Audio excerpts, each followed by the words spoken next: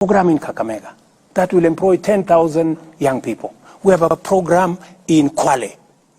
That is the program I'm looking for. And that is why, Abdi, I am telling you, and I want to persuade my fellow countrymen and women, please, let us invest our resources in projects and programs that will create 3, 4, 5 million jobs for the people walking in our streets, our own children, our own blood and flesh walking the streets.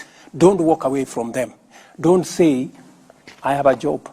How is it my business to bother about the fellows who don't have a job? Right. I mean, surely. We have a responsibility, Abdi. You agree with me? We have a responsibility. Okay. We have a responsibility, yes, we do. Taking you back from that housing element, that, you have parachuted into that. Yeah. And it seems to be it's because I am very passionate about it. Seems to be because I see an opportunity for this country to change. Thank you. It seems though it looks like a semantic evasion.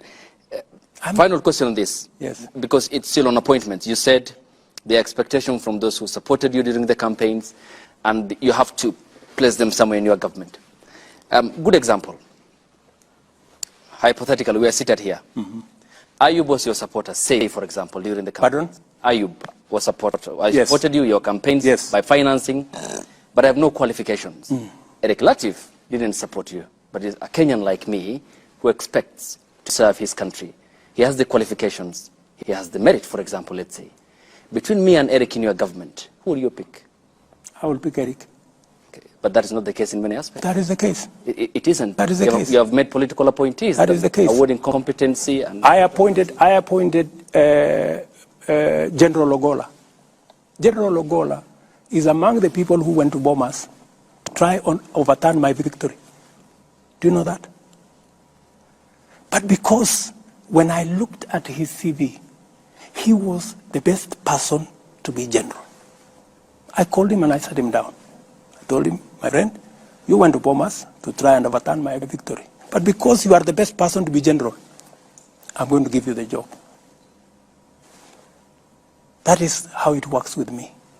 That's why I told you, if a person has the qualification, if he is the best for the job, I will give him the job. But that is the military. There's a code of conduct for the military and how politics works in Kenya, Mr. President. Let me tell you, my friend, I had the opportunity. I could have appointed anybody. I had, I think, 10 choices. I didn't have to. You know, there are people who say, oh, you know, William Ruto appointed Ogolla because he was the deputy CDF. That's not the case.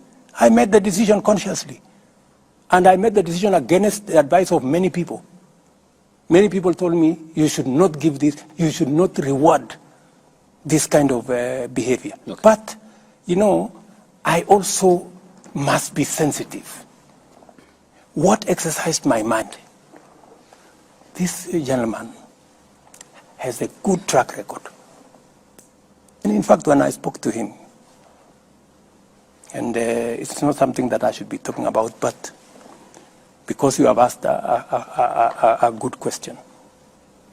What exercised my mind is, this gentleman, yes, he may have made a mistake.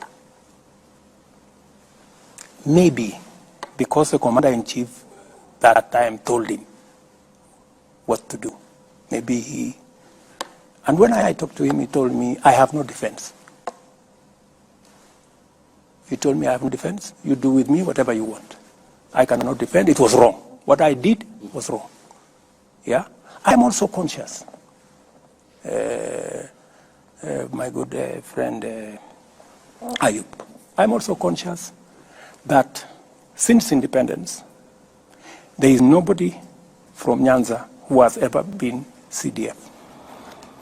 And it also played in my mind that I don't want a situation where a whole community think they cannot occupy a certain office. So many things that are part of my system overweighed the mistake he had done.